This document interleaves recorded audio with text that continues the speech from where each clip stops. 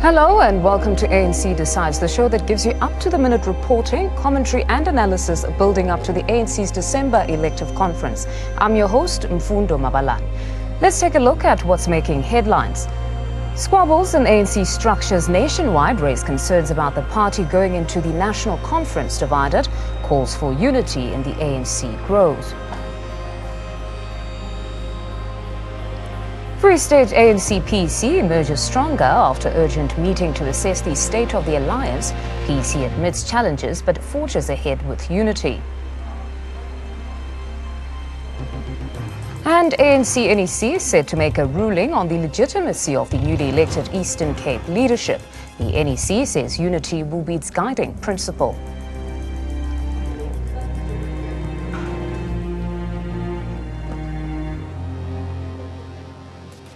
Our top story today, the ANC succession race is down to the wire, with candidates going all out to garner votes. But there are concerns about a split on the horizon if another camp doesn't get the desired result. The succession battle is threatening unity in the ANC. Divisions are laid bare as provinces consolidate positions on which candidate to support. People on the ground, the branches, are discussing leadership. We have different positions as individuals, as branches, and we are just saying let's agree on principles. So when we meet, this is the same discussions we had with Northwest, KZN had with Gauteng. We'll still meet Gauteng ourselves, and our neighbor Northern Cape will be discussing the same issues. Can we play our role as provinces to further cement and consolidate unity of the ANC? Leaders are wary of an imminent split if the succession battle is not contained, and no one wants a repeat of the infamous Polokwane breakaway. We were part of going to Polokwane. Those days when we were going to Polokwane, I tell comrades that we were very angry. We were so angry that we came to a point where we didn't realize that in our anger we're destroying the organization. But we cannot repeat that problem again. The ANC must be saved from destruction by factions. The Eastern Cape's chaotic provincial elective conference is now the face of how badly the hotly contested race cuts deep into the soul of the ANC. When we go through conferences, we must avoid a situation where after a conference we emerge divided. We must seek to choose a leadership that will bind the ANC together. And it should not be a leadership that will say the winner takes all and everyone else who has lost get lost. The ANC is at a crossroads ahead of the national conference. In the end, the party will have to look beyond the leadership race and focus on policies. December should be an exciting time for all of us, because that's when this glorious movement meets at its highest decision-making level. That's where policies, that's where resolutions are adopted. It's not only about electing leadership. It's about saying where is the ANC going to go in the next 5 years. The ANC faces its toughest challenge yet. How it emerges on the other side depends largely on how it manages the fallout before and after December. Bureau Report, ANN7. Now today in studio we're joined by political analyst Dr. Maepa and as well as Professor Andre Duvenacher. But before we actually go on to discuss a few matters with them, we cross over to our reporter Giovanni Majane, who's out in the Free State. Giovanni, a warm welcome to you. We understand that the PEC met yesterday, particularly discussing the state of the alliance. What came out of that meeting? Yes, good afternoon to you, Mfundo, and good afternoon to the viewers. We know countless times that the African National Congress has been stressing one word, all in bold caps, underlined, being the unity of the ANC. But we do know that the ANC does not travel alone. It is part of a tripartite alliance, which includes the SACP as well as COSATU. The meeting here in the Free State, which happened yesterday at the Kaiser Sebutelo building, was to address the issues happening internally moving forward, as the Free State continues to stress as well that heading into the December elective conference, they will be united. They will go through with one mandate. First, the mandate of the ANC, aligning themselves with the principles and teachings of the ANC, knowing that it has been a very vital year, with the ANC mentioning that 2017 is the year of Oliver Regional Tambo, knowing the kind of great leadership which he held for the organization. There is a lot of eyes on the leadership that will emerge come December. But unity is obviously what every candidate moving forward for any national position, but the prize position of the president of the ANC is the one that they are stressing for. There are slates that have come out. We do know, we spoke about the slandering of campaigns. We do know that it's very vital. You do come into play with your preference moving forward, but it seems that the delegates that will be voting come December here in the Free State are being reminded of their political teachings, are being reminded of how they should align their actions with the mandate of the ANC and then that of serving the people. No, Giovanni, thank you very much. We'll certainly keep in touch as days progress. That is our reporter Giovanni Machani, who's out in the Free State following that meeting with the PEC where they were discussing the state of the alliance. Now, as mentioned earlier, today in studio we are joined by political activist Dr. Jose Eber, as well as via Skype we're joined by Professor Andre Duvenage. Panel, welcome to the both of you. Perhaps to start with you, Professor. Many are talking of an imminent split. We know COSATU has said they're not open to talks of a plan B. If Cyril loses, they say simply he cannot lose. With that said, are those who talk of a possible split alarmists, or it's probable? Good afternoon, Mfundo. Yes, I think the ANC as an organization is facing probably its most challenging year in its 105 years of existence. And we have seen the cracks within the context of the tripartite alliance, and clearly the divisions are defining themselves every day stronger within the structures of the ANC. And as an organization, I have no doubt it is a question of adapt or die. And if we talk about adaptation, we talk about renewal in terms of culture. Is it a freedom movement or a political party? It's structures which are very dysfunctional at the moment. There's no clear consensus about the interpretation of the National Democratic Revolution as their main ideology. And when it comes to the conference, it is not at this point clear if the ANC can hold the conference with a legitimate outcome, and secondly, if they can exit from the conference in a united fashion.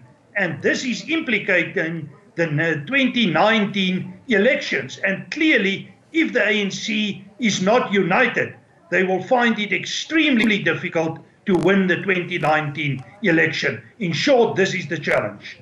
Dr. Jose, your take. I know a bit earlier on in the year, the former Secretary General of the SACP, Jeremy Cronin, actually warned that if the so-called Premier League slate wins, his words, not mine, that if they win, those backing Cyril Ramaphosa would probably walk away. But do you foresee the Dlamini Zuma camp or the Zweli Mkhize camp walking away if they lose? Okay, perhaps, good afternoon, Fundo. Thank you again for inviting me.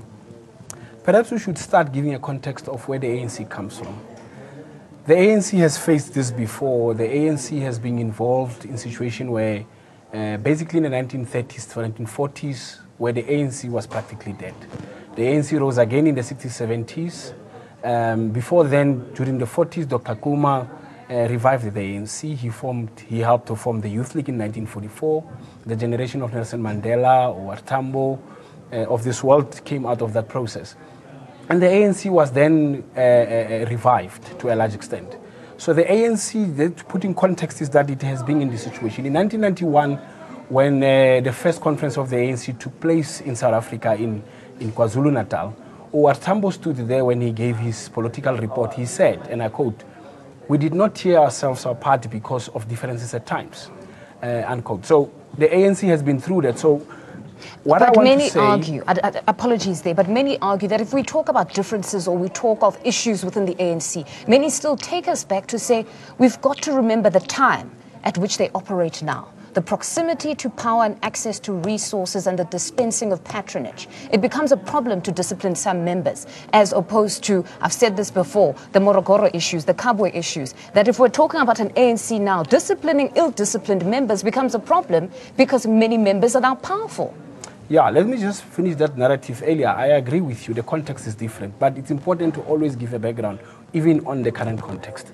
What is happening now is that the ANC is facing different challenges at a different period, but it's still the same ANC.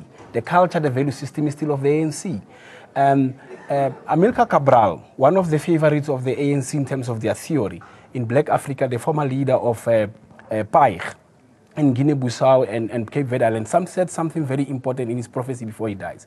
He says, no one else can destroy the pact except ourselves. I am saying, and I'm arguing, and many people have said in the ANC, no one can destroy the ANC except the members of the ANC. So members of the ANC are conscious of the history of where they are today and where they have to be. And currently, what is important is members of the ANC to have cool heads. The cool heads means the following. It means that we must go to the basics of why the ANC was formed and why in post-1994 it focused on governance. And the challenges that the ANC are facing are challenges of governance. Mm-hmm. Now, Professor, to you perhaps the state of the alliance, it's all the talk as well. Now, if we talk about the SACP specifically, back in the 1940s and 50s, we had the South African communists differing with their international counterparts about the class struggle in the liberation movement, particularly in South Africa. So they felt to strategically align themselves with a nationalist movement. But today, in this time, can a socialist movement align itself with a nationalist movement and expect to somehow realize socialism? Mfundo, this is a very interesting question you are asking, and it's quite interesting that both these identities are still very prominent in the ANC since the time you're referring to until today. And clearly you will find a black consciousness line within the structures of the ANC, and on the other side you will find a radical socialist approach. And clearly, one of the challenges of the ANC is to try and merge these two identities. At the moment, with the conflict specifically with regard to the SACP versus the Zuma ANC, it is clear to me that the SACP, if they cannot be accommodated within a Ramaphosa-structured ANC, they will go their own way and they will form a party to the left of the center, a democratic front or something like this. And my take on the situation is that this is part a problem in ideology. Are the ANC primarily in terms, defining themselves in terms of black consciousness, or are they defining themselves in terms of the class strategy? Because there's a conflict between these two identities, and it has not yet been resolved. Mm-hmm. But Professor, if you're even struggling to define their position, you're saying left, center, democratic something, is that not a problem on its own? That if we tackle that they seem to have left that left space vacant, and that's how we saw the emergence of parties like the EFF? I think if the ANC is not going to achieve a successful outcome in the national conference, we are going to see, according to my assessment, a reconfiguration of the political spectrum. At this point, I cannot see that either the Zuma ANC or the Ramaphosa ANC will accept if they lose the contest. And this is making it extremely difficult for the ANC. What is keeping them together at this point in time is the fact that if there's a breakaway, they are definitely or highly possibly going to lose the 2019 election. But where we are at this point, it seems very difficult for the ANC to identify leadership which can take them forward, because leadership can help bringing together different ideas, formulating an ideological framework to take the organization forward. And what the ANC need is an ideologue at this point. No, noted, Dr. Perhaps now we can cross over to Mpumalanga politics. Now, Mpumalanga's delegation to the ANC conference has come under the spotlight. It's alleged that the number of delegates is not a true reflection of the province's branches. ANN7 reporter Sindisiwe Twala filed this report for us. Vote rigging claims are rife in ANC's elective conference season. Over 10 branches in the Lowveld of Mpumalanga have been fingered as the hotbed of this practice. As I'm talking right now, ma'am, the forms are being filled at Sivutha Lodge. They don't even pitch with it. They just come up with an attendance register. Then that attendance register, as well as the printout, it will be signed at Sivutha. So we are humble requesting the NEC, let them go down and investigate this matter. On the contrary, the Mpumalanga ANC refutes the allegations and says that everything is above board in the provincial nominations. We have not received any complaint pertaining all the allegations in terms of how BGM are conducted in the different part of the province. But what we have observed is that people who are not members of the ANC, who you know very well that when you go to any conference, there are people who will promise other people to say we are going to vote for you in our different, or nominate you in our different branches. So when they see that branches are not doing what they promise people, they start with all these allegations. Meanwhile, some branch members allege that the provincial chairperson, David Mabuza, is at the forefront of the suspected corruption and stands to benefit from the vote rigging. As we are saying, nomination is a process whereby branches should practice their democratical rights. But in Mpumalanga, there's no such. You can even check this person, how did they brutally hit him? What about those cars? Who will remove those cars? Due to the fact that this person is practicing his democratical right. That's what we have seen it, and we have spoken to the branch, and they've indicated that that person is not a member of the ANC. In fact, they were trying to disrupt a process of the ANC when they were not even members of the ANC. The upcoming elective conference is crucial for the ANC. With allegations like this, South Africa awaits the final outcome with bated breath. For ANN7, I am Sindisiwe Twala. We now cross over to our reporter, Sindisiwe Twala. Cindy, a warm welcome to you. We know now that Mpumalanga happens to be the second largest voting bloc in the ANC, but many have raised eyebrows at this number.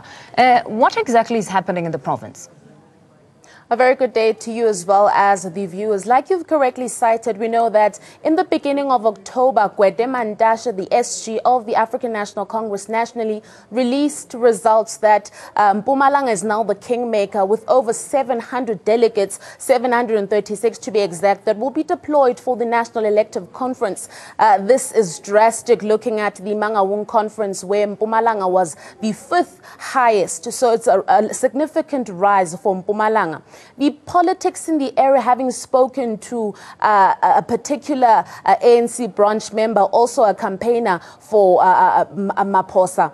We also found the Matthew Posa, to be specific. We also found that there are over 10 branches that has cited, giving us branch names in Tsigazi, in Hazyview, in Nkomazi, and the likes, that have had disruptions when branch voting is supposed to be taking place. We also heard that there's lists that are being not issued out on time, and then these particular lists are then taken and voting takes place at a specific lodge called Siyavuta Lodge. But having spoken to Sasekane Manzini, the spokesperson of Mpumalanga of the ANC, she outright refuted these allegations, saying even if such were to happen, none of these allegations have been brought to her attention, and she also is against she's against that the ANC is being spoken about in the media without internal avenues being exhausted. We also saw those images being shown by people that have been allegedly being beaten for exercising their democratic right. We're not quite sure because these BGMs happen in closed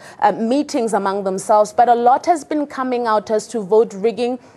But having spoken to other people across Gauteng, we've also been finding that vote rigging is something people that are very aware of in the ANC.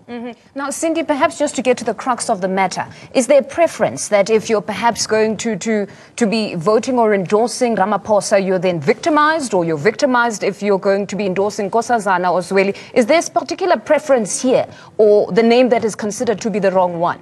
Yes, there actually is preference from what we're hearing from our sources, that because Mpumalanga seems to be so unified from what we're saying, the kingmaker being David Mabuza, the chairperson of the province, we're hearing that if you're not for the NDZ slate, the Nkosazana Dlamini slate, then you will be victimized. If you're for Cyril Ramaphosa or Matthew Posa or Lindiwe Sisulu, however, whatever, then you will be victimized. However, if you are for Zweli Mkhize and the likes, then it's a different approach. Hence, the term unity has been coming up a lot in that particular province. So we're yet to see what is going to happen. Predictions have also come out that the NDZ camp will unify with the Zweli Mkhize camp come the end of the year. We're yet to see, but those are the rumors making around in that particular province of Mpumalanga, the place of the rising sun. Now, an interesting picture that you're painting there, but we certainly have to give them right of reply. I hope they would come through to the studio, if nothing else, to clarify what exactly is happening if people are indeed victimized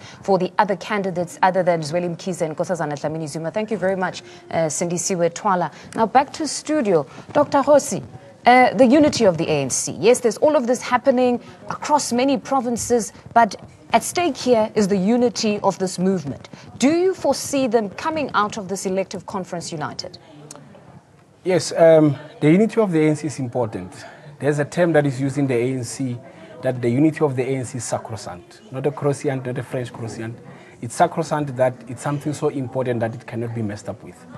The unity of the ANC is so important because it's unity of purpose. It's not mechanical unity of leaders of the ANC, which is something that many candidates are trying to do when they say this slate will merge with this slate. What is important is that we need a leader who's going to explain to the whole ANC that they need a unity of purpose, a purpose to run governance, a purpose to make sure that in governance they promote organizational culture that says that there's consequence management. People who do certain wrong things in government are removed. People who, in the face, we've seen yesterday that the Gauteng PEC has put a mayor on special leave, the mayor of Mfuleni in Sidibeng district. So consequence management, we need a leader that not only unifies for mechanical issues just to get their friends on board. We need a leader that is going to push that the ANC values are adhered to, the ANC position and policies are advanced. That's what unity is. We need a leader that is going to go out and send a message. We need people to talk about the ANC, but we need one message. We can have many voices talking about the ANC, but we just need one central message. And that message at this moment to this conference must say that the best people in the ANC must lead. There is a principle, and all across the ANC membership, they agree with it. The principle that says the best among us must lead.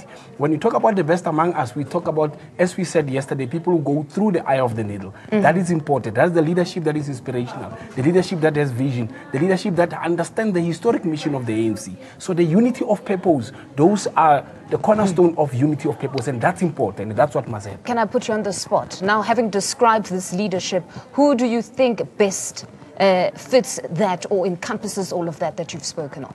Yeah, among all the candidates that have come up, there's also candidates that did not come up. Okay. That some of us have hoped for, that we will see.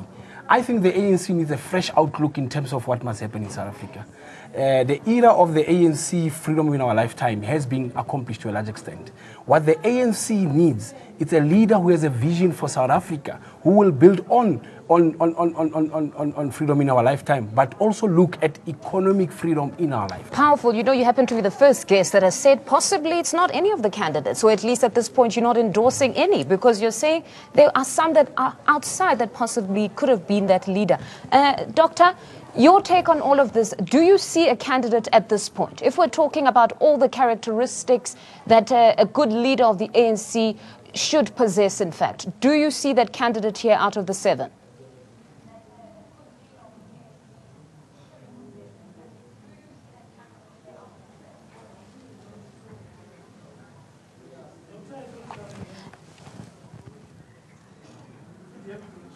Dr. Duvenage, on your part, Professor Duvenage. I'm listening, you can ask. Professor, your take, out of all these 7 candidates, do you see the one that could possibly lead the ANC and perhaps even lead the country? Well, at the moment, there are 3 candidates that are prominent.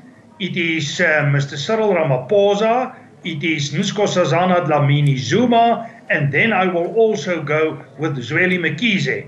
And if I must assess the qualities of these 3 candidates, I believe that it will be the best for the country if Mr. Cyril Ramaphosa become president. I believe he has the qualities. He can unite the ANC in future. He has a clean slate as far as corruption is concerned. In that sense, I believe he is the better candidate.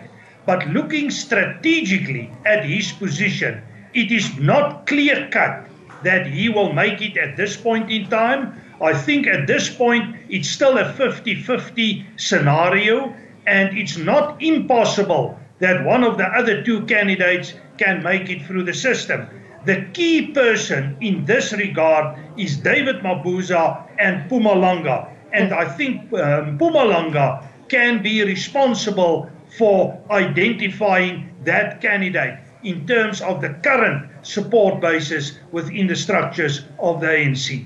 Okay, Professor, that's one endorsement for Cyril Ramaphosa, and you haven't endorsed a candidate per se at this point. Let's now cross over to our poll question. Now, the poll question this week is, does South Africa need a state-owned bank to finance black industrialists? We'll be getting the views from branch members from our teams on the ground, but we'd also like your participation at home, even if you aren't a branch member. So do tweet us your responses at ANN7 TV or visit our website. It's www.ann7.com.